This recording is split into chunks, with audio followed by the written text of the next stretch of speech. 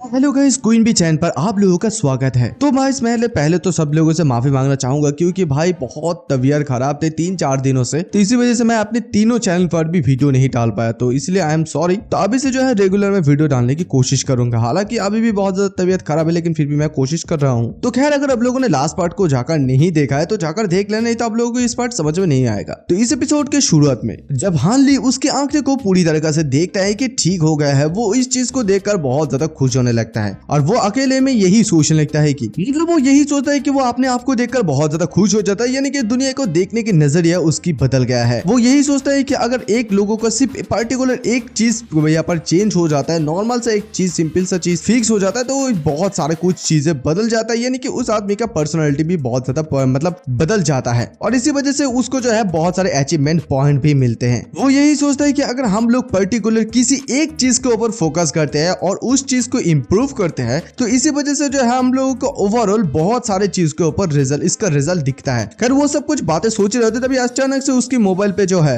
Miss chain की message आते हैं और वो जब मैसेज चेक करते तभी यहाँ पर मिस चेन उसे ये बहुत सारे खाने की फोटो देकर यही बताने लगते हैं कि देखो, तुमने मुझे बहुत ज्यादा सपोर्ट किया है, तो इसी वजह से मैं कंफ्यूज हो रही हूँ कि तुम्हारे लिए कौन सी खाना लेकर जाओ। और तभी ये चीज देखते ही इधर तो हान ली थोड़ा सा गुस्सा हो जाता है। गुस्से में वो मैसेज यही जवाब देता है कि देखो, क्या तुम्हें ये पता नहीं कि अभी भी मेरा जो है एक दर्द यानी कि टूथ मिसिंग है, तुम इससे वजह मेरे लिए एक बुक लग सकते हो। और तभी ये सुनते ही मिस चेन कहने लगता, अरे अरे माय बैड, मैं इस चीज को भूल ही गई थी। ठीक है, मैं बाद में तुम्हारे लिए एक बुक लेकर जाऊंगी। और तभी ये मैसेज देखने के साथ साथ हान ली उसे एक स्माइली भेजते हैं और स्माइली भेजने के साथ ही बता दे कि देखो, तुम्हें ये बताने की जरूरत नहीं है और तुमका इसके साथ कोई भी लेना देना नहीं है। फिर वो दोनों ऐसे जब बातें करने लगते हैं तभी यहाँ पर हम लोग देखते हैं मिस्टर चेन को, जो कि उसके बेटे को इतनी ज्यादा खुश देखकर यही सोच लेते हैं कि मुझे क्यों ऐसा लग रहा है कि सामने बहुत ज्यादा प्रॉब्लम है। खैर, उसके बाद सीन शिफ्ट होता है, हम लोगों को नेक्स्ट डे का सीन दिखाया जाता है। हम लोग वही पर देखते हैं हान ली के लिए जो है मिस चेन एक किताब लेकर चले जाते हैं। तो तभी वो देखते किताब देखते हान ली यही बताने लगता है कि देखो, मैंने तुम्हें एक सिर्फ नॉर्मल बुक आने के लिए कहा, लेकिन तुमने ऐसे एक फैंसी बुक को क्यों लेकर आए। ये सुनते मिस चेन बताने लगे, क्या तुम्हें ये बुक मतलब ये किताब पसंद नहीं आया। तो तभी हान ली बताने लगती कि नहीं, ऐसा क्यों लग रहा है कि सभी लोग मुझे जो है मजाक उड़ा रहे हैं, तुम यहाँ से निकल जाओ। यानी कि हान ली जो है उसकी बात को अचानक से पलट देते। तो ये चीज जो है मिस चेन समझ जाती है। वो ये कहने लगती है कि तुम बहुत जल्दी से जो है अपनी बातों को बदल ले सकते हो और देखो, मैं कोई यहाँ पर हीरोइन नहीं हो, तो तुम मुझे सिस्टर बता सकते हो। और फिर ये कहते हैं वो उसके बहुत ज्यादा करीब चले जाने लगे और ये चीज देखते हान ली डरने लगता है और कहते हैं कि देखो, तुम हीरोइन हो या सिस्टर हो, मैं सिर्फ अपनी स्किल को यहाँ पर साझा कर सकती हूँ, लेकिन मैं अपनी बॉडी को नहीं बेच सकती हूँ। और ये सुनते यहाँ पर जो है मिस चेन थोड़ा सा गुस्सा दिखाकर ये बताने के लिए देखो, तुम्हारा बॉडी कोई भी नहीं चाह रहे हैं और देखो, मैं तुम्हें एक चीज एकदम क्लियर से बता देती हूँ कि देखो, तुम्हें ये चश्मा खोलने के बाद और भी ज्यादा अच्छे लग रहे हैं। और ये सुनते तो हान ली भी खुश हो जाता और कहती अच्छा, एक बार जब मैं इस इंजूर से रिकवर हो जाऊंगा तब देखो मैं और भी कैसा लगता हूँ। तो तभी मिस चेन ये भी बताने लगती कि अच्छा, तो तुम ये दावा कर रहे हो कि तुम्हारा जो चश्मा हट गया, तो इसी वजह से तुम बहुत ज्यादा हैंडसम लग रहे हो। खैर, उसके बाद वो लोग ऐसे बेतुके बातें कर रहे हैं, तो इसी वजह से मैं एक पार्ट को मतलब एक फोटो को सिर्फ स्किप कर दिया और फिर वो लोग यही बताने लगते, यानी कि मिस चेन जाने के समय ये कहते हैं कि देखो, कल जब मैं कुछ जगह पर जाऊंगा तो वहां से पहले तुम्हें यहाँ पर मैं देखने के लिए आऊंगी, तो तुम मेरे पापा को इम्प्रेस करने के लिए एक भाषण यानी कि स्पीच तैयार करके रख लेना। खैर, उसके बाद वो जब चले जाता है तो हान ली ये सुनते ही सोचने लगते हैं कि वो सडनली अपने पापा के बारे में मेंशन क्यों किया। और उसके बाद सीन शिफ्ट होता है, मतलब कुछ ही समय के बाद वहाँ पर मिस्टर पान चला आता है हान ली के साथ माफी मांगने के लिए। वो यही कहता है कि मैं आपसे माफी मांगता हूँ क्योंकि मैं उस समय फर्स्ट नंबर पर अपने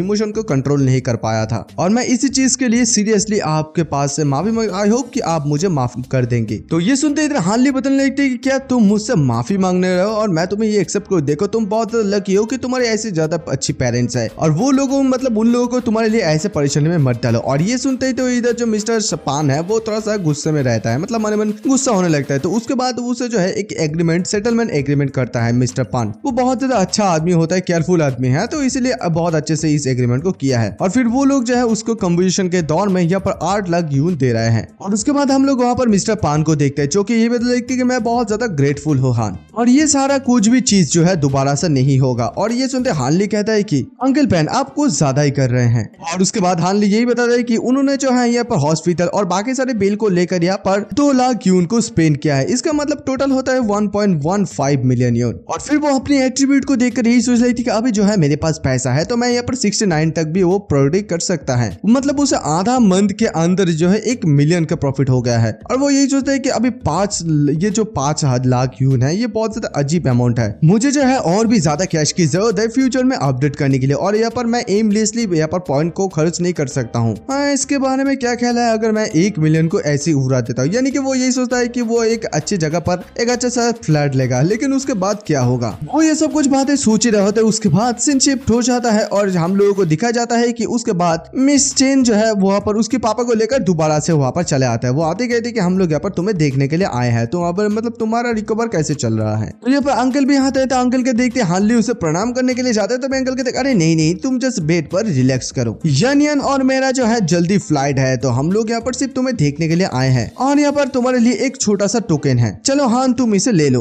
और तभी हान ये देखते कहते अंकल चेन ये क्या है? तभी अंकल उसे यही बताने लगते कि देखो मैंने तुम्हें पहले ये कभी भी नहीं बताया, लेकिन ये चीज जो है यानी कि यान जो है यानियन के फेलियर की वजह से तुम्हें ये सब कुछ चीजें होना, तो इसी वजह से मैं तुम्हें माफी मांग रहा हूँ और कॉम्पोजिशन के तौर पे ये दे रहा हूँ। और हान ये देखते कहते अंकल मैं इस पैसों को नहीं ले सकता हूँ, देखो यहाँ पर मेरे साथ साथ जो है चेन यीफिंग वो भी एक विक्टिम है। देखा जहाँ तक ये बात है यहाँ पर चेन यीफिंग की कोई भी गलती नहीं है, अगर उसकी जगह पर कोई और भी होते तो सेम फीलिंग ही मेरे लिए वो ही होती। और ये सब कुछ बातें सुनते तो अंकल और भी ज्यादा इंप्रेस हो जाता है। इंप्रेस हो जाता है तो उसका पकड़ के ये बताइए सचमुच तुम बहुत ज्यादा अच्छे हो, अंकल सब कुछ समझ गया। जब तुम्हें यहाँ पर हॉलीडे में छुट्टी मिले तो तुम यहाँ पर हम लोगों के शहर में आना और तुम हमारे घर में आना। बाय द वे यहाँ पर जियोहान के ग्रेड भी अच्छे है ना। अगर यहाँ पर जियोहान की जो है यानी कि यानियन के स्कूल तुम्हारे स्कूल के नियर है तो तुम्हें यहाँ पर चाचा यही अंकल यही बताएगा कि तुम उससे और भी ज्यादा अच्छे से देखभाल करो। तो ये सुनकर हान बताते विल मैं जो है संघई इंटरनेशनल यूनिवर्सिटी से हूँ और ये जो यूनिवर्सिटी ये 3 टियर यूनिवर्सिटी है। और ये सुनते ही तो